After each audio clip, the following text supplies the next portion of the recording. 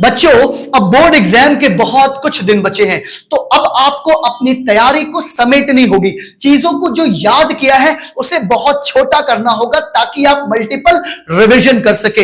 इसी चीज को और इसी नीड को समझते हुए मैं आपके लिए लाया हूं एक और हिस्ट्री का मोस्ट इंपॉर्टेंट चैप्टर, जिसका नाम है Mahatma Gandhi and national movement. इस वीडियो में बच्चों मैं आपके साथ कवर करूंगा इस चैप्टर को डिटेल में और प्लस साथ में PYQ, ताकि आपको इस वीडियो को देखने के बाद कौन से क्वेश्चंस याद करने हैं, उन क्वेश्चंस में क्या याद करना है, ये सब कुछ आपको मिल जाएगा। तो आइए वीडियो को शुरू करते हैं। बच्चों, इस चैप्टर को स्टार्ट करने से पहले आपको यह समझना होगा कि इस चैप्टर से कौन से टाइप्स के क्वेश्चन बनते हैं। बच्चों, ये चैप्टर स्टार्ट होता है महात्मा गांधी से, उनकी अर्ली लाइफ एंड उनके अचीवमेंट से, बट हम यहां से स्टार्ट नहीं करेंगे। क्यों? क्योंकि यहां से क्वेश्चंस बनते नहीं है, ज्यादातर क्वेश्चंस बनते हैं इन टॉपिक से। ये कौन से टॉपिक्स हैं? Non corporation movement. अच्छा, इससे क्या बनता है? सबसे पहला जो पूछता है बच्चों, वो ये पूछता है कि 3 reasons, what were the 3 reasons to launch the non corporation movement? Second cause है बेटा, ये पूछता है क्वेश्चन जो आता है meaning of non corporation. Third question जो बनता है बच्चों, वो objective of the non corporation. And fourth topic जो बनता है बच्चों, वो है method and programme of this movement. And fifth जो क्वेश्चन आता है, impact of this movement. And last जो क्वेश्चन बनता है, नॉन कॉर्पोरेशन मूवमेंट से आने वाले क्वेश्चंस ये रहे आपके सामने। एंड लास्ट क्वेश्चन बनता है रीजन फॉर विड्रॉल, कि नॉन कॉर्पोरेशन बंद क्यों हो गया। अब आइए इस टॉपिक को स्टार्ट करते हैं और पहला क्वेश्चन लेते हैं अपना। पहला question, what were the reasons to launch the non corporation movement. बच्चों, स्टार्ट करते हैं आइए अपने कहानी को, जो कि बहुत इंटरेस्टिंग है। तो आपको अब हर तरफ से जो भी एक्टिविटीज आप करते हो वहां से अपने ध्यान को हटाइए और कंसंट्रेट करिए 1 महीने के लिए अपने पढ़ाई पे, और मेरे साथ मिलकर बोर्ड में हाईएस्ट परसेंटेज को सिक्योर करने में आइए मैं आपकी हेल्प करता हूं। चलिए, पहला टॉपिक जो क्वेश्चन बनता है, ये क्वेश्चन क्या है बच्चों? 3 reasons to launch non corporation movement. ये 3 रीजंस क्या थे? Rowlatt act, Jallianwala Bagh and Khilafat movement. अब ये तो एक तो ऐसे भी आ सकता है 3 reasons for the non corporation movement, और इससे इंडिविजुअल क्वेश्चन भी आ सकता है कि what do you mean by Rowlatt act and कब क्या क्या हुआ। तो आइए स्टार्ट करते हैं बच्चों रॉलेट एक्ट के बारे में। रॉलेट एक्ट कब आया? बच्चों, रॉलेट एक्ट जो फोर्स में आया, जो इंप्लीमेंट हुआ, जो इफेक्ट हुआ, लागू हुआ, वो 21 मार्च 1919 को, 1919 को। बट सर, ये रॉलेट एक्ट था क्या?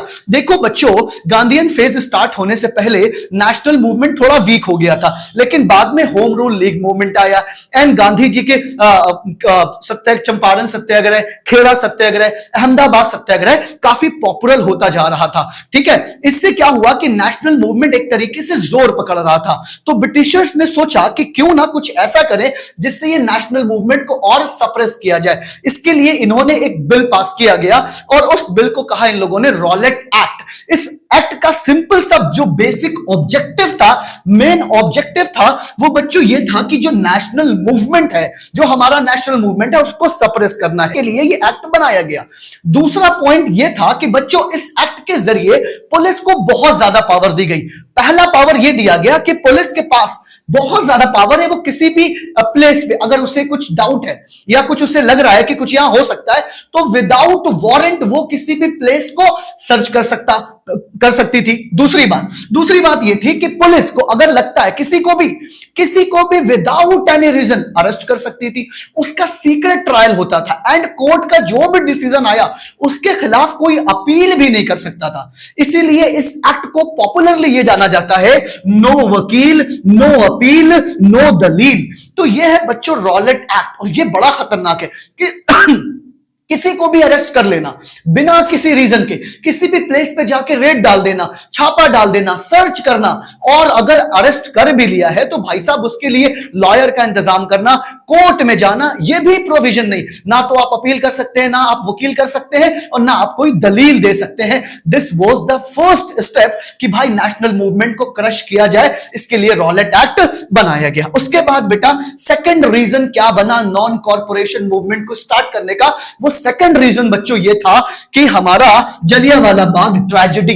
ये जलियांवाला बाग ट्रेजेडी क्या है बच्चों, आप स्टार्ट करो कि ये देखो कि 21 मार्च 1919 में ये लॉ इंप्लीमेंट हो गया कंट्री में। तो जाहिर सी बात है, इतना खतरनाक एक्ट है ये, तो इसके खिलाफ प्रोटेस्ट तो होंगे। तो ऐसे ही प्रोटेस्ट चल रहे थे अक्रॉस द कंट्री। अब होता क्या है स्पेशली पंजाब में कि 6 अप्रैल को अमृतसर, पंजाब का सिटी है, डिस्ट्रिक्ट है अमृतसर, वहां पे हड़ताल था। हड़ताल बहुत पीसफुली था, कोई टेंशन की बात नहीं है। लेकिन हुआ क्या, फिर 6 अप्रैल के बाद 10 अप्रैल को जो पंजाब के 2 पॉपुलर लीडर, एक डॉक्टर सैफुद्दीन किचलू और एक डॉक्टर सत्यपाल मलिक, इन दोनों को पुलिस ने अरेस्ट कर लिया। अब जब पुलिस ने अरेस्ट किया तो पब्लिक भड़क गई, पब्लिक गुस्सा हो गई। ठीक है भाई, अब जब गुस्सा हुई तो थोड़ा सा लॉ एंड ऑर्डर के लिए थोड़ा लॉ एंड ऑर्डर का मैटर आया। उसके बाद क्या हुआ कि जनरल डायर ने 11 अप्रैल को सिटी का चार्ज संभाला। अब होता क्या बच्चों कि उस टाइम जैसे आज हमारे पास इंटरनेट है, व्हाट्सएप है, कम्युनिकेशन बहुत फास्ट है। 1919 में ये सब कुछ था नहीं। 1919 में अच्छा होता एक चीज और है, अप्रैल के 13 या 14 को बैसाखी सेलिब्रेट किया जाता है। नॉर्थ इंडिया में ज्यादा होता है बट पंजाब में बहुत धूमधाम से इसको मनाया जाता है। बैसाखी क्यों सेलिब्रेट किया जाता है कि सर जो रबी क्रॉप है इसको हार्वेस्ट किया जाता है अप्रैल में, और इसकी खुशी में, नई फसल की खुशी में बैसाखी मनाई जाती है। अच्छा 13 अप्रैल को क्या, बैसाखी का जो जलियांवाला बाग है यहां पे लोग इकट्ठा हो गए। उनको इंफॉर्मेशन थी नहीं कि जो जनरल डायर है इसने कोई भी पब्लिक गैदरिंग के लिए मना कर रखा है, पब्लिक ऑर्डर इश्यू हो चुका है, बट लोगों को पता नहीं था। वो तो फेस्टिवल सेलिब्रेट करने के लिए गैदर हुए थे। अच्छा जब फेस्टिवल सेलिब्रेट करने के लिए गैदर हुए तो 13 अप्रैल को बैसाखी का दिन था, लोग जलियांवाला बाग में फेस्टिवल सेलिब्रेट करने गैदर हुए। उनको पता नहीं था कि पब्लिक मीटिंग बैन है, पब्लिक गैदरिंग बैन है। लेकिन ये बात जब जनरल डायर को पता चली तो उसने ओपन फायर करा दिया पब्लिक के ऊपर, जिसकी वजह से आप 10 मिनट तक ओपन फायर कराया। मतलब जब तक पूरी की पूरे जितने भी उनके पास गन में बुलेट से जब तक खत्म नहीं हो गए ओपन फायर करते रहे। देखो मतलब लोग क्यों जमा हुए, फेस्टिवल सेलिब्रेट करने को, अनआर्म, कोई भी वहां पे कोई भी पॉलिटिकल गैदरिंग नहीं, उसके बाद भी ओपन फायर कराया गया। ये बहुत बड़ा इंसिडेंट था, इसने पूरे देश को झकझोर के रख दिया। महात्मा गांधी, जितने भी पॉलिटिकल लीडर थे उन सब ने इसका कंडेम किया, और उसके बाद से ये एक सेकंड रीजन बना कि हम नॉन कॉर्पोरेशन मूवमेंट स्टार्ट करेंगे। उसके बाद एक और रीजन है नॉन कॉर्पोरेशन मूवमेंट को स्टार्ट करने का बच्चों, वो है खिलाफत मूवमेंट। खिलाफत मूवमेंट में आपको पता है कि जो जर्मनी है, जर्मनी ने 1918 में सरेंडर कर लिया, तो उसके बाद फर्स्ट वर्ल्ड वॉर एंड होता है। लेकिन जर्मनी के साइड से ऑटोमन अंपायर भी लड़ाई फर्स्ट वर्ल्ड वॉर में इन्वॉल्व था। जैसे जर्मनी हारा वैसे ही ऑटोमन अंपायर भी हारा। तो उसके साथ ब्रिटिशर्स ने ऑटोमन अंपायर से कहा, भाई साहब आप देखो, आपका जो ऑटोमन अंपायर है उसको हम नहीं मानेंगे, ऑटोमन अंपायर को खत्म किया जाए, ब्रोक किया जाए। एंड ऑटोमन अंपायर में जो मुस्लिम होते हैं उनके एक स्पिरिचुअल लीडर खलीफा होता है, तो खलीफा के पावर को एंड खलीफा के टेरिटरी को भी रिड्यूस किया गया। जिससे क्या हुआ, Indian Muslims and all over the world जो भी मुस्लिम्स थे उनके सेंटिमेंट्स बहुत ज्यादा हर्ट हुए। तो इंडिया में भी इस इश्यू पे प्रोटेस्ट स्टार्ट हुए। तो गांधी जी ने एक बहुत अच्छा अपॉर्चुनिटी देखा कि भाई साहब एक तरफ तो ये रॉलेट एक्ट की वजह से, जलियांवाला बाग की वजह से लोग बहुत ज्यादा परेशान है, ठीक है, लोग के अंदर गुस्सा है, सेंटिमेंट्स है। इधर ये खिलाफत इश्यू की वजह से मुस्लिम पॉपुलेशन भी बहुत ज्यादा परेशान है। तो ये एक अच्छा अपॉर्चुनिटी था दोनों को साथ में लाके ब्रिटिशर्स की जड़ों को हिलाने के लिए। इसलिए गांधी जी ने इसको एक बेहतर अपॉर्चुनिटी देखा और नॉन कॉर्पोरेशन मूवमेंट स्टार्ट किया। तो बच्चों ये 3 इंपॉर्टेंट पॉइंट है, इंपॉर्टेंट रीजन है कि why non corporation movement it was started. तो पहला हो गया रॉलेट एक्ट, दूसरा हो गया जलियांवाला बाग मैसेकर, और उसके बाद हो गया खिलाफत आंदोलन। ठीक है बच्चों, नॉन कॉर्पोरेशन की मीनिंग अभी आपने देखा, रिफ्यूजिंग टू सपोर्ट। हमें सपोर्ट से हमने रिफ्यूज कर दिया, भाई साहब ब्रिटिशर्स जो तुम कहोगे हम वो करेंगे ही नहीं। ठीक है, मतलब क्या हुआ कि तुम हमारे कंट्री में रूल कर रहे हो और हमारे साथ ही गलत कर रहे हो ना, तो इसलिए उनको सपोर्ट देना बंद कर दिया। Refusing to support unjust and oppressive system. Gandhi ji ने क्या अपील किया इंडियन से, not to assist a foreign power, कि भाई साहब जो ब्रिटिशर्स हैं उनको असिस्ट ही मत करो, मदद ही मत करो, क्योंकि जाहिर सी बात आपका देश है, आप पॉपुलेशन में बहुत ज्यादा हो, आप उनके साथ कॉर्पोरेट कर रहे हो, तभी तो वो भाई साहब रूल कर रहे हैं, तो आप उनको आप सपोर्ट ही मत करो। तो this is the the meaning of the non corporation movement. अब बच्चों यहां से क्या आता है कि ये जो नॉन कॉर्पोरेशन मूवमेंट है इसका ऑब्जेक्टिव क्या था, why this movement was launch. तो बच्चों यहां से भी बहुत सारे क्वेश्चंस बनते हैं। तो पहला ऑब्जेक्टिव ये था कि गांधी जी वैसे भी नॉन वायलेंस सत्याग्रह के प्रिंसिपल पे काम करते थे, ठीक है। तो गांधी जी ने कहा देखो भाई ब्रिटिशर्स है, पावर में है, तो उनको हम लोग ये फोर्सफुली या वायलेंट तरीके से हम इनको भगा नहीं सकते, हमें एक पीसफुल मेथड पे जाना होगा।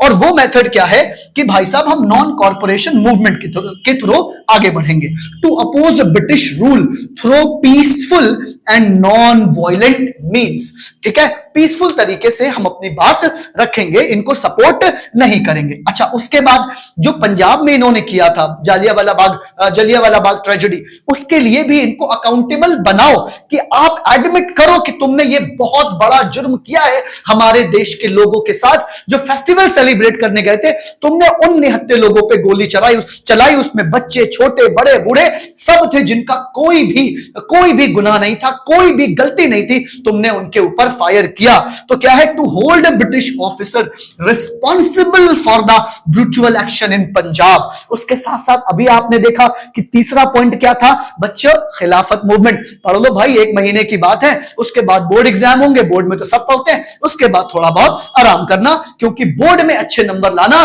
बहुत ज्यादा जरूरी है।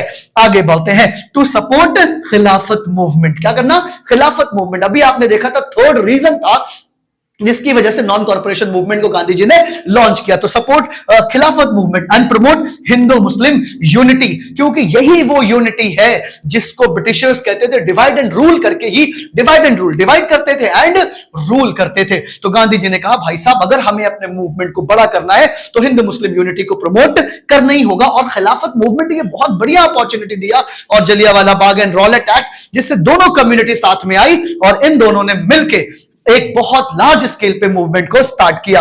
उसके बाद इसका ऑब्जेक्टिव यह भी था कि भाई साहब हमें स्वराज चाहिए, सेल्फ रूल चाहिए। बाद में कंप्लीट इंडिपेंडेंस का कॉन्सेप्ट आता है, लेकिन डोमिनियन का कॉन्सेप्ट था कि हमें अपना सेल्फ रूल चाहिए। तो बच्चों ये क्या है, ऑब्जेक्टिव है नॉन कॉर्पोरेशन मूवमेंट का। ये मूवमेंट बहुत सक्सेसफुल था। अगर ये 2 साल और चल जाता तो गांधी जी ने कहा था कि अगर ये मूवमेंट अच्छे से चल जाता है 2 साल तो हमें इंडिपेंडेंस मिल जाएगी। बट एक अनफॉर्चुनेट एक इंसिडेंट हो जाता है जिसकी वजह से ये movement Gandhi ji called off कर लेते हैं और ये मूवमेंट वहीं पे खत्म हो जाता है। उसके बाद ये बच्चों मोस्ट इंपॉर्टेंट एक और भी सवाल बनता है, नॉन कॉर्पोरेशन जो है इसके प्रोग्राम क्या थे, इसका मेथड क्या था, क्या करना था इसमें। ठीक है, आपका ऑब्जेक्टिव बहुत बढ़िया है कि आप अपोज करो ब्रिटिशर्स को, अकाउंटेबल बनाओ, प्रमोट करो हिंदू मुस्लिम यूनिटी और ब्रिटिशर्स की जड़ों को हिला दीजिए, ठीक है, बढ़िया है। लेकिन इसका आप कैसे हिलाओगे, क्या ऑब्जेक्टिव रखोगे, किस तरीके से ये मूवमेंट चलाओगे। तो कहा गया देखो भाई साहब, ये जो नॉन कॉर्पोरेशन मूवमेंट है स्टार्ट हुआ 1 अगस्त, ठीक है।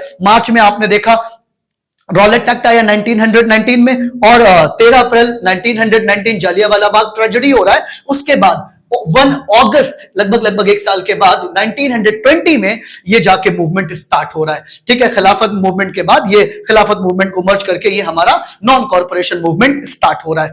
इसमें क्या था, सबसे पहले बाइकॉट लेजिस्लेटिव काउंसिल्स। जो लेजिस्लेटिव काउंसिल्स है उसको हम बाइकॉट करेंगे, मतलब उसमें कोई भी इंडियन नहीं होगा। जो इलेक्शन होने वाले हैं हम उसको भी बाइसेक्ट करेंगे लेजिस्लेटिव काउंसिल के। उसके बाद boycott of British title and honour, जैसे रविंद्रनाथ टैगोर को नाइटहुड की टाइटल दिया था ब्रिटिश गवर्नमेंट ने, उन्होंने उसको वापस कर दिया कि तुमने मेरे देश के लोगों के साथ इतना बड़ा अत्याचार किया एंड हम तुम्हारा ये ऑनर, ये टाइटल अपने पास रख के क्या करेंगे। महात्मा गांधी जी को जो टाइटल मिला था कैसरे हिंद, उन्होंने भी वापस कर दिया। ये एक तरीका होता है अपने प्रोटेस्ट को बताने का, अपने जो गुस्से को जाहिर करने का। तो टाइटल को भी, ऑनर को भी वापस किया गया, बाइकॉट किया गया। जो भी गवर्नमेंट स्कूल्स के अंदर जो इंडियन टीचर थे, जो बच्चे थे, उन्होंने बाइकॉट किया कि हम भाई साहब आपके स्कूल नहीं जाएंगे, ठीक है, हम कोई कॉलेजेस नहीं जाएंगे। आपके कोर्ट में जो भी लॉयर थे उन्होंने कोर्ट जाना बंद कर दिया, उन्होंने कोर्ट की जो भी कामकाज होते हैं वो सब बंद कर दिया।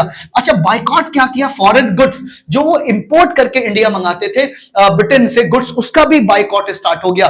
तो फाइनेंशियली भी उनको वीक करने की कोशिश हुई एंड एडमिनिस्ट्रेटिव लेवल पे पूरा उनको सपोर्ट ही नहीं दिया गया। तो बिल्कुल अपाहिज हो जाएंगे। और इन्हें पहली बार रियलाइज हुआ कि भाई साहब अगर हमें इंडिया में रूल करना है तो हमें इंडियंस को साथ में लेके चलना होगा। इसलिए जरूरी होता है, कभी कभी बताना जरूरी होता है कि भाई साहब हमें भी साथ में लो। And promote Hindu Muslim unity and इसको, ये भी बहुत इंपॉर्टेंट था, खिलाफत की वजह से हिंदू मुस्लिम यूनिटी बहुत ज्यादा प्रमोट हुआ और ये लार्ज लेवल पे ये मूवमेंट चला। उसके साथ साथ गांधी जी ने दो और काम किए, उन्होंने कंस्ट्रक्टिव वर्क किया। कंस्ट्रक्टिव वर्क में क्या आया, जब इतने सारे लोग आपके साथ हैं तो भाई साहब एक तो आप यूनिटी को प्रमोट कर रहे हो, उसके साथ साथ जो भी सोशल लेवल्स हैं, जो कि जैसे अनटचेबिलिटी, इसको भी दूर करने का प्रयास किया, इसको भी कोशिश किया कि ये भी खत्म हो जाए। तो रिमूवल ऑफ अनटचेबिलिटी, इस पे भी काम किया, लोगों को बताया, समझाया, ठीक है। और प्रमोशन किया, किस चीज का प्रमोशन किया, स्वदेशी का प्रमोशन किया। जब अगर आप बाइकॉट स्कूल, अगर गवर्नमेंट स्कूल को बायकॉट करोगे, कॉलेजेस को बायकॉट करोगे, कोर्ट को बायकॉट करोगे, तो भाई कहां पे बच्चों को भेजोगे पढ़ने के लिए। इसके बाद से नेशनल स्कूल्स बनना स्टार्ट हुए, नेशनल इंडस्ट्री बनना स्टार्ट हुई, ठीक है, कॉलेजेस वगैरह सब बनना स्टार्ट हुए। तो यहीं से प्रमोशन होता है स्वदेशी का। और एक तरीके से ब्रिटिशर्स को फाइनेंशियली, एडमिनिस्ट्रेटिव लेवल पे, हर लेवल पे एक बहुत बड़ा सेटबैक लगा और उनके इमेज को धक्का लगा, उनके प्रेस्टीज को धक्का लगा। भाई साहब अब तो गड़बड़ है, now India is getting political aware, जिसको पॉलिटिकल अवेयरनेस आ रही है, लोग साथ में आ रहे हैं। तो ये एक ऑब्जेक्टिव था इस मूवमेंट को चलाने के लिए। बात समझ में आ गई बच्चों, ये होता है मूवमेंट। मूवमेंट का मतलब कि जब साथ में लोग आते हैं एक कॉमन पर्पस के लिए, एक कॉमन ऑब्जेक्टिव के लिए, तो ये हमारा नेशनल मूवमेंट बन जाता है। अच्छा, इतना अच्छा मूवमेंट चल रहा था, इतना बढ़िया मूवमेंट चल रहा था, क्या गजब के इसके ऑब्जेक्टिव है। ये अचानक से गांधी जी इसको विड्रॉ क्यों कर लेते हैं? रीजन सिंपल है बच्चों, गांधी जी का प्रिंसिपल था नॉन वायलेंस, लेकिन 5 फेब 1922, ठीक है ना, एक वायलेंट इंसिडेंट आ जाता है गोरखपुर में, जो यूपी का डिस्ट्रिक्ट है। वहां पे एक जगह है चौरी चौरा, ठीक है, यूपी में गोरखपुर, वहां पे एक जगह है चौरी चौरा। वहां पे जो भी नॉन कॉर्पोरेशन मूवमेंट के जो प्रोटेस्टर्स थे, वो पीसफुली प्रोटेस्ट कर रहे थे। पुलिस के साथ उनकी झड़प होती है, पुलिस ने उनके ऊपर फायरिंग किया। अब जो भी प्रोटेस्टर्स थे, वो गुस्से में उन्होंने पुलिस स्टेशन को ही आग के हवाले कर दिया एंड जो भी एग्जिस्ट के डोर थे उसको ही बंद कर दिया।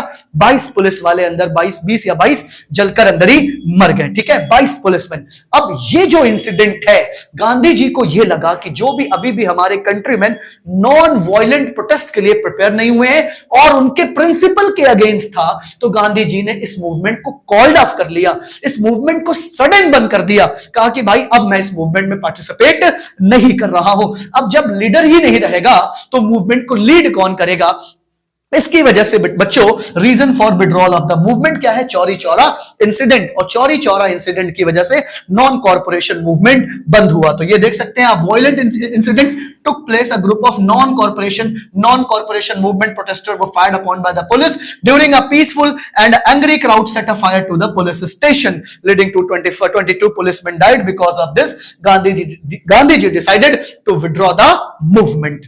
बच्चों, ये कुछ इंपॉर्टेंट टॉपिक है इस चैप्टर के नॉन कॉर्पोरेशन मूवमेंट के। बच्चों, नॉन कॉर्पोरेशन मूवमेंट में की रीजंस क्या थे लॉन्च करने का, ये देखने के बाद मीनिंग, ऑब्जेक्टिव एंड इसके जो प्रोग्राम्स थे and why non corporation movement was withdrawal, ये अगर देख लिया, पढ़ लिया हमने, समझ लिया, अब इसके बाद बारी है कि भाई साहब इस मूवमेंट के बाद इंपैक्ट क्या पड़ा, हमें देखने को क्या मिला, इसका रिजल्ट क्या था। तो बच्चों, इसका रिजल्ट बहुत ही खूबसूरत था, ठीक है। क्या खूबसूरत सर? मतलब सर आप खूबसूरत बता रहे हैं, मतलब यार सोचो कि जिस कंट्री में पहले जो मूवमेंट को लीड कर रहे हैं असर्टिव या नेशनलिस्ट, वो बहुत छोटे लेवल पे है। अब इसमें सब लोग आ रहे हैं, पीसेंट भी आ रहा है, वर्कर भी आ रहा है, वुमेन भी आ रहे हैं, ठीक है, हिंदू मुस्लिम कम्युनिटी बहुत पार्टिसिपेटेड। तो क्या गजब की बात है, क्या कितना लार्ज लेवल पे ये मूवमेंट चला होगा। तो पहला यही है कि it transform freedom struggle movement into mass movement. अब सिर्फ ये फ्रीडम स्ट्रगल मूवमेंट नहीं रह गया, अब इसमें कॉमन पीपल इन्वॉल्व हो गया, अब ये मास मूवमेंट बन गया। इसमें कौन कौन आया था बच्चों? पीसेंट भी है, वर्कर भी है, स्टूडेंट भी है, वुमेन भी है, सब लोग इन्वॉल्व है। सबके अंदर सिर्फ एक ही बात निकल कर आ रही है और एक ही बात है, now Britishers you will have to go. भाई साहब अब तुम्हें जाना ही होगा, क्योंकि ये देश हमारा है, हम डिसाइड करेंगे हमारी पॉलिसी कैसी होगी, हम डिसाइड करेंगे हम पे कौन रूल करेगा, तुम होते कौन हो रूल करने के लिए। लेकिन अभी ये जो है, अभी कंप्लीट इंडिपेंडेंस की बात नहीं हो रही है, अभी डोमिनियन स्टेटस की बात चलेगी, ठीक है। अभी 1929 में लाहौर सेशन में कंप्लीट इंडिपेंडेंस की बात भी होगी, ठीक है। अभी आइए देखते हैं। And it develop political awareness, लोगों के अंदर एक पॉलिटिकल अवेयरनेस आई, ठीक है। एंड लोगों के अंदर सेल्फ कॉन्फिडेंस आया कि भाई जो ब्रिटिश अंपायर है ना, इससे भी हम लड़ सकते हैं, कोई टेंशन वेंशन की बात नहीं है भाई। तो ये एक कॉन्फिडेंस आया, एक अवेयरनेस आई। एंड उसके साथ साथ जो मोस्ट इंपॉर्टेंट बात है कि मूवमेंट वीकेंड पावर, ठीक है ना। इसने क्या किया, जो पावर है, जो प्रेस्टीज है, पहली बार जो लार्ज लेवल पे ब्रिटिशर्स को एक सेटबैक देखना हुआ, ठीक है। उन्हें ये रियलाइज हुआ कि भाई साहब अब तो हमें इंडियन का साथ चाहिए एडमिनिस्ट्रेशन में, इंडियन का साथ चाहिए हमें इस कंट्री को अगर रूल करना है। तो तब जाकर एक काफी, अभी आप देखोगे कि फिर साइमन कमीशन आएगा, वो इसीलिए आता है कि भाई साहब इंडियंस को और कौन कौन से रिफॉर्म दिए जाएं। लेकिन दिखावे के लिए तो साइमन कमीशन आ रहा है, लेकिन नियत अब भी खराब है। उस साइमन कमीशन के अंदर 7 मेंबर हैं और सारे के सारे अंग्रेज, ये बहुत गलत बात है। And movement created national unity. बच्चों यहां तक नॉन कॉर्पोरेशन का जितने भी टॉपिक्स थे उससे आने वाले क्वेश्चंस कवर होते हैं। अब आइए हम सिविल डिसोबीडियंस मूवमेंट को देखते हैं। बच्चों नॉन कॉर्पोरेशन मूवमेंट को देखने के बाद उससे जितने भी क्वेश्चंस आए हैं उनको करने के बाद अब बारी है कि सर सिविल डिसोबीडियंस मूवमेंट से कैसे क्वेश्चंस बनते हैं। तो आइए पहले मैं आपको यह बता दूं बच्चों कि सिविल डिसोबीडियंस मूवमेंट से किस टाइप के क्वेश्चंस बनते हैं।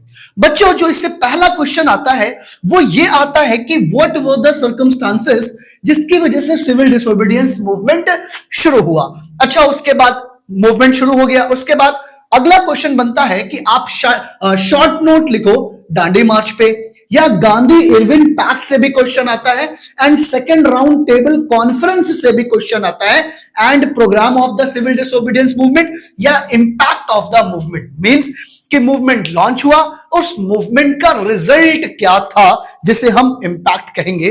तो बच्चों हमारा जो पहला क्वेश्चन है जो सिविल डिसोबीडियंस मूवमेंट से आता है वो ये है कि what were the circumstances leading to the civil disobedience movement. Civil disobedience movement किन रीजंस की वजह से स्टार्ट हुआ। बच्चों देखो नाम क्या है इसका, सिविल डिसोबीडियंस, मतलब जो भी गवर्नमेंट्स के लॉ होंगे हम उसे ओबीडियंस करेंगे। जैसे हम लोग लेटर में लिखते ना योर ओबीडियंटली, अब हम तुम्हारी बात नहीं मानेंगे, तुम्हारी बात के अगेंस्ट में जाएंगे, ठीक है। तो अब क्या रीजन था कि हम गवर्नमेंट के लॉज को मानने को तैयार नहीं है, गवर्नमेंट के रूल्स एंड रेगुलेशन को मानने को तैयार नहीं है और हम उसको डिसोबे करने जा रहे हैं। आखिर ऐसा क्या हुआ। तो बच्चों इसका पहला रीजन है फेल्योर ऑफ साइमन कमीशन। बच्चों आपको पता है कि साइमन कमीशन एक कमीशन इंडिया में आना था 1929 में। उसका एक पर्पस था, पर्पस ये था कि इंडिया में आगे कौन कौन से कॉन्स्टिट्यूशनल रिफॉर्म किए जाने हैं, इसके लिए एक 7 मेंबर की कमेटी बनी। बट प्रॉब्लम क्या था कि कमेटी में कोई भी इंडियन मेंबर नहीं था। तो बच्चों कमेटी में प्रॉब्लम यह थी कि कमेटी में कोई भी इंडियन मेंबर्स नहीं था। अब भाई साहब ये क्या बात हुई यार, तुम इंडिया के लिए रिफॉर्म के लिए तुम कमीशन बना रहे हो और उसमें कोई इंडियन मेंबर ही नहीं है, तो हम कैसे तुम्हारी नियत पे भरोसा कर सकते हैं कि जब तुम्हें कमेटी में किसी इंडियन मेंबर को रखने की हिम्मत नहीं हुई तो तुम क्या हमें रिफॉर्म्स दोगे। ये बातें इंडियंस को बहुत ज्यादा बुरी लगी और उन्होंने कहा भाई साहब इस साइमन कमीशन को हम नहीं मानते। इस साइमन कमीशन जो इंडिया आ रहा है, कमीशन वाज द एक पर्सन था जो उस कमीशन का हेड था, ठीक है, उस कमीशन का कह सकते हैं अध्यक्ष था जो लीड कर रहा था कमीशन को। इसीलिए कहा गया Simon commission go back. Overall all across the nation इसको विरोध किया गया और इसको प्रोटेस्ट किया गया कि भाई हमें साइमन कमीशन में आपने किसी इंडियन मेंबर को नहीं रखा है, इसलिए इस कमीशन को हम नहीं मानते हैं। A commission was set to propose constitutional reform in India but no Indian member in the commission led nation wise protest with slogan Simon go back. पहला रीजन तो समझ गए आप कि साइमन कमीशन फेल हो गया था। उसके बाद एक और इंपॉर्टेंट हुआ, इसी कमीशन के प्रोटेस्ट के टाइम एक इंपॉर्टेंट इवेंट यह हुआ कि लाला लाजपत राय की डेथ हो गई। लाला लाजपत राय लाहौर में साइमन कमीशन के अगेंस्ट प्रोटेस्ट कर रहे थे, लेकिन उस प्रोटेस्ट में लाठी चार्ज हो गया और लाठी चार्ज में लाला लाजपत राय बैडली इंजर्ड हो गए, इतना ज्यादा इंजर्ड हो गए कि बाद में उनकी डेथ हो गई। इससे क्या हुआ, पूरा का पूरा नेशन हिल गया, शॉक हो गया कि पीसफुल प्रोटेस्ट में ब्रिटिशर्स ने लाठी चार्ज करके हमारे एक इंपॉर्टेंट प्रोमिनेंट लीडर की डेथ हो गई लाठी चार्ज की वजह से। इससे सब लोग और ज्यादा ब्रिटिशर्स से हर्ट करने लगे, नफरत करने लगे। उनके अंदर एक सेंटिमेंट आ गया कि भाई ब्रिटिशर्स अब और नहीं, बहुत ज्यादा हो गया। उसके साथ साथ इंडियन नेशनल कांग्रेस का लाहौर सेशन 1929 में जो हो रहा है, उसमें इंडियन नेशनल कांग्रेस ने एक रिजोल्यूशन पास किया कि अब हमें डोमिनेंस नहीं चाहिए, हमें अब आपका जो डोमिनियन स्टेटस है वो नहीं चाहिए, उसको रिजेक्ट किया और कहा कि सर अब हमें कंप्लीट इंडिपेंडेंस चाहिए।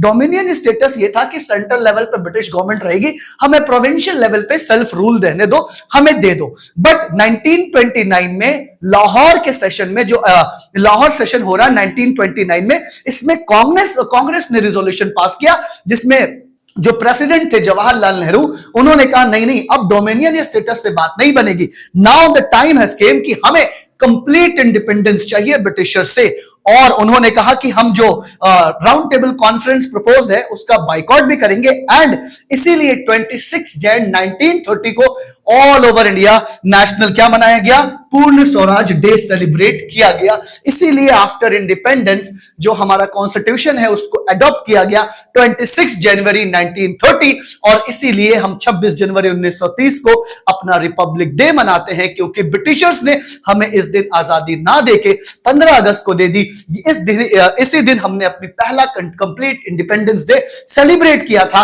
तो कहा ठीक है भाई, कोई बात नहीं, 26 जनवरी we will celebrate as a Purna Swaraj दिवस। और उसी दिन हमने अपने कॉन्स्टिट्यूशन को इनेक्ट किया, और अपना कॉन्स्टिट्यूशन इनेक्ट करके हमने अपने आप को रिपब्लिक बनाया। इसीलिए हमने इस डेट को सेलेक्ट किया। उसके साथ साथ क्या होता है, अगली बात 30 जैन 1930 को क्या हो रहा है सर, गांधी जी ने 11 डिमांड्स रखी उस टाइम के वायसराय लॉर्ड इरविन के सामने कि भाई साहब ये मेरे 11 डिमांड्स है, आप मान जाए तो ठीक, नहीं तो मैं क्या करने जा रहा हूं, मैं सिविल डिसोबीडियंस मूवमेंट स्टार्ट करने जा रहा हूं भाई साहब। और जो भी डिमांड्स थी गांधी जी की, उसको लॉर्ड इरविन ने नहीं माना, कहा कि ये डिमांड अनरियलिस्टिक है, हम इसे नहीं मानेंगे। और ये जाके रीजन बना कि अब Gandhi ji civil disobedience movement start करें। तो बच्चों आगे देखते हैं कि हमारा सिविल डिसोबीडियंस मूवमेंट स्टार्ट कैसे हुआ। बच्चों एक बात समझो, ये जो ब्रिटिशर्स थे ये इतने ज्यादा गिरे हुए थे कि आपको पता है सॉल्ट के फॉर्मेशन पे भी ये टैक्स लेते थे। अब सॉल्ट कैसे बनता है आपको ही मालूम है, एक रिवर है, ठीक है, एक ओशन है, रिवर नहीं, रिवर में तो फ्रेश वाटर होता है, कोई भी ओशन लो, उससे थोड़ा सा पानी कहीं पे डाइवर्ट करो, कलेक्ट करो, फिर एवोपोरेशन से वाटर चला जाएगा और सॉल्ट बच जाएगा, फिर उसको फिल्टर विल्टर करके साफ करके आप सॉल्ट बन गया, तैयार है।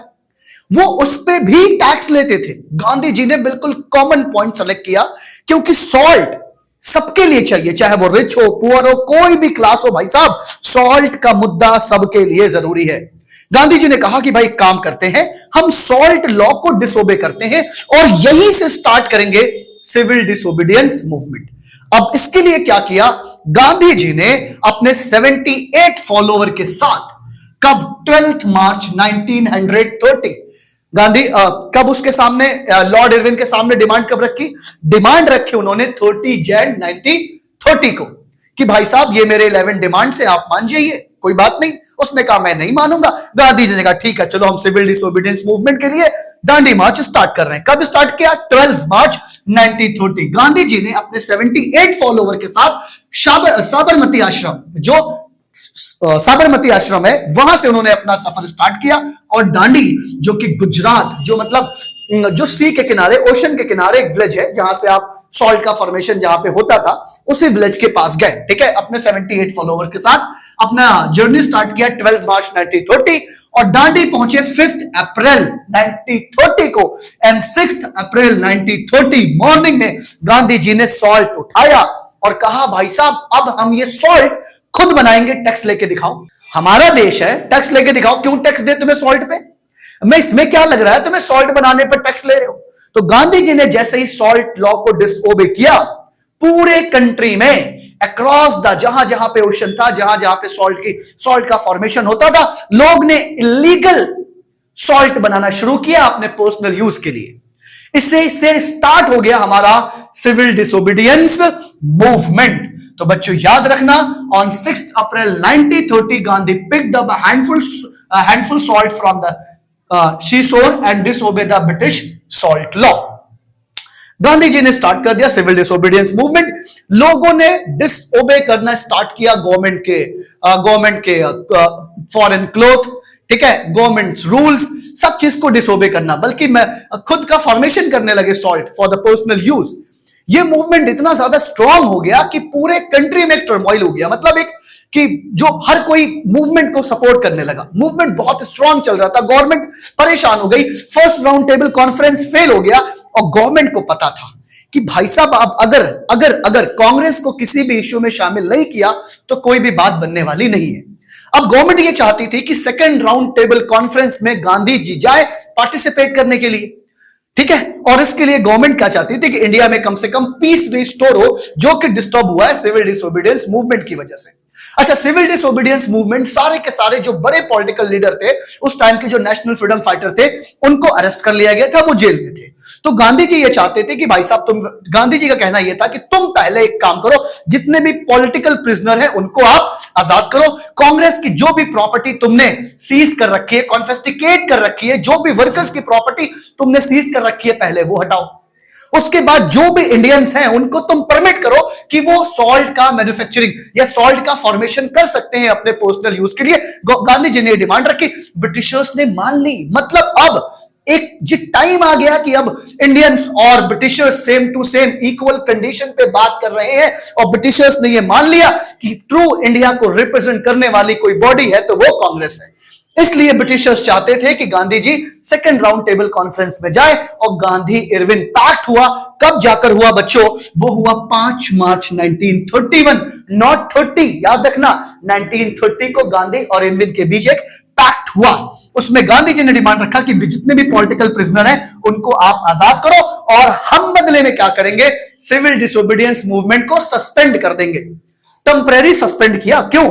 क्योंकि उन्हें जाना था सेकंड राउंड टेबल कॉन्फ्रेंस में, और सेकंड राउंड टेबल कॉन्फ्रेंस होता है बच्चों 7 सितंबर से 1 दिसंबर 1931 लंदन में होता है सेकंड राउंड टेबल कॉन्फ्रेंस। मतलब राउंड टेबल का मतलब जो भी कॉन्फ्रेंस होती थी, बड़ी से एक राउंड टेबल थी, उसमें लीडर्स बैठते थे एंड बातचीत करते थे। बट ये second round table conference completely fail हो गया, कोई इससे फायदा नहीं हुआ, गांधी जी को कोई फायदा नहीं हुआ। Gandhi ji INC, Indian national Congress को रिप्रेजेंट कर रहे थे, बट प्रॉब्लम कहां आई? गांधी जी ने देखा किसी में ये जो हमारा फ्रीडम मूवमेंट है इसके बारे में कोई बात ही नहीं हो रही है। बात सिर्फ किस पे हो रही है कि माइनॉरिटीज के इशू पे, कि किसको लेजिस्लेटिव असेंबली में कितनी सीट मिलेगी। तो गांधी जी ने कहा कि भाई साहब यहां आने से कोई फायदा नहीं हुआ, और आउटकम बिल्कुल जीरो था। और उसके बाद से गांधी जी ने आने के बाद सेकंड फेज स्टार्ट किया सिविल डिसोबीडियंस मूवमेंट का। आपको उसका इंपैक्ट देखना होगा, क्योंकि यहां से क्वेश्चन बनते हैं, what were the significance of the civil disobedience movement. पहला जो इंपॉर्टेंट सिग्निफिकेंस है बच्चों, वो है मास अवेकनिंग। मास अवेकनिंग का मतलब क्या? कि अब जो भारत के कॉमन पीपल है, जो जनता है, वो इस नेशनल फ्रीडम मूवमेंट को एक अपनी रिस्पॉन्सिबिलिटी समझने लगी। चाहे वो वुमेन हो, स्टूडेंट्स हो। अभी आपने नॉन कॉर्पोरेशन मूवमेंट में देखा कि कितने ज्यादा अमाउंट में लोग बाहर आए थे, अब तो उससे ज्यादा मास अवेकनिंग है। मतलब सोचो कि क्या, कि मतलब इवन लाख पार्टिसिपेटेड, स्ट्राइक, हड़ताल, even women came out in large number, peasant refuse to pay land revenue, refuse to pay land revenue देने से पीसेंट ने मना कर दिया। अब ब्रिटिशर्स को एक बात समझ में आई कि अगर हमें इंडिया पे रूल करना है तो एक तो इंडियंस को साथ में भी लेना होगा, प्लस हमें इनको रिफॉर्म भी देना होगा। रिफॉर्म क्या पहले से मांगते चले आ रहे थे कि भाई हमें प्रोविंशियल ऑटोनॉमी दो। तो कहा कि ठीक है भाई साहब, एक काम करो, हम आपके लिए एक नया एक्ट ला रहे हैं जिसको बोला गया government of India act 1935। Britishers ने इसको इंट्रोड्यूस किया और प्रोविंशियल लेवल पे ऑटोनॉमी दी हमें। लेकिन हमने कहा भाई ये बहुत पुरानी बात हो गई, अब हमें प्रोविंशियल लेवल पे ऑटोनॉमी नहीं चाहिए। Now we want complete independence from you Britishers. Okay, कहा कि अब अंग्रेज हो, हमें तुमसे आजादी चाहिए।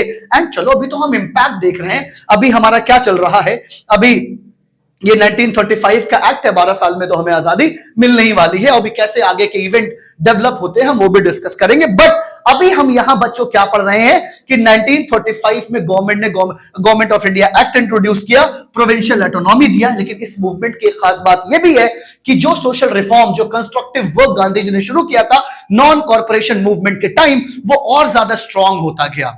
जो रिमूवल ऑफ अनटचेबिलिटी था, अब वो उतना ज्यादा जोर पकड़ चुका था कि now depress class allowed to enter school, temple and public well को भी वो यूज कर सकता था। इवन जो अनटचेबिलिटी कैंपेन है वो भी बहुत ज्यादा स्ट्रांग हो चुका था। एंड आपको पता ही है कि वुमेन ने कितना ज्यादा पार्टिसिपेट किया था सिविल डिसोबीडियंस मूवमेंट में। तो बच्चों ये कुछ 3 पॉइंट्स आपको याद करने होंगे, जो आपको लिखना होगा कि what were the significance of the civil disobedience movement. मुश्किल नहीं है यार, मुश्किल नहीं है। थोड़ा सा ध्यान लगाना है, अपने ध्यान को थोड़ा सा अपने जो भी फालतू की एक्टिविटीज है वहां से हटा के पढ़ाई पे लगाना है।